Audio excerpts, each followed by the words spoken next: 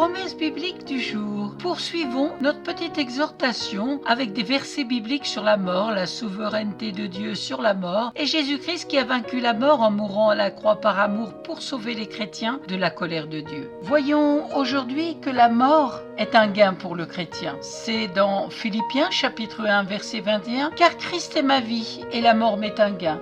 La mort est le dernier ennemi. C'est dans 1 Corinthiens chapitre 15 verset 26. Le dernier ennemi qui sera détruit, c'est la mort. La mort compte aux yeux de Dieu. Psaume 116 verset 15. Elle a du prix aux yeux de l'Éternel, la mort de ceux qui l'aiment. Dans le psaume 72 verset 14, il les affranchira de l'oppression et de la violence, et leur sang aura du prix à ses yeux. La mort attriste Dieu. Après la mort de son ami Lazare, Jésus pleura. Sur quoi les Juifs dirent « Voyez comme il l'aimait ». C'est dans Jean chapitre 11 versets 35 à 36.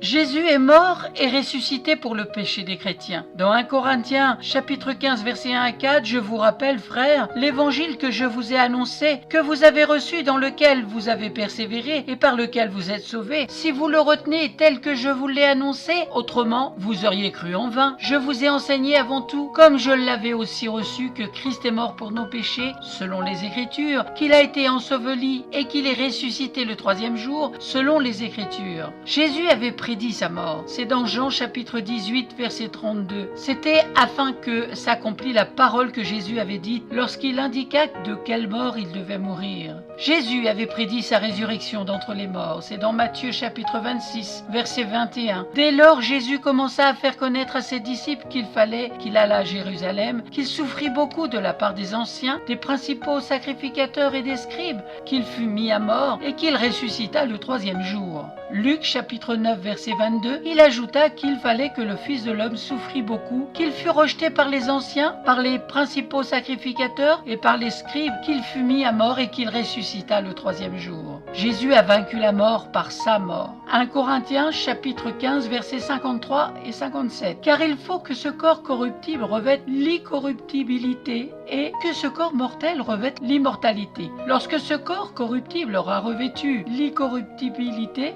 et que ce corps mortel aura revêtu l'immortalité, alors s'accomplira la parole qui est écrite: la mort a été engloutie dans la victoire. Ô mort, où est ta victoire? Ô mort, où est ton aiguillon? L'aiguillon de la mort, c'est le péché, et la puissance du péché, c'est la loi. Mais grâce soit rendue à Dieu qui nous donne la victoire par notre Seigneur Jésus-Christ. Dans 2 Timothée chapitre 1 verset 10, l'apparition de notre Sauveur Jésus-Christ qui a détruit la mort et a mis en évidence la vie et l'immortalité par l'Évangile. Romains chapitre 6 verset 9, sachant que Christ ressuscité des morts ne mord plus. La mort n'a plus de pouvoir sur lui. Dans Actes chapitre 2 verset 24, Dieu l'a ressuscité en le délivrant des liens de la mort parce qu'il n'était pas possible qu'il fût retenu par elle. Nous verrons la suite dans une prochaine promesse biblique. Merci d'avoir pris du temps pour cette exhortation sur des versets bibliques sur la mort, la souveraineté de Dieu sur la mort et Jésus-Christ qui a vaincu la mort en mourant à la croix par amour pour sauver les chrétiens de la colère de Dieu. À très bientôt. Soyez abondamment bénis.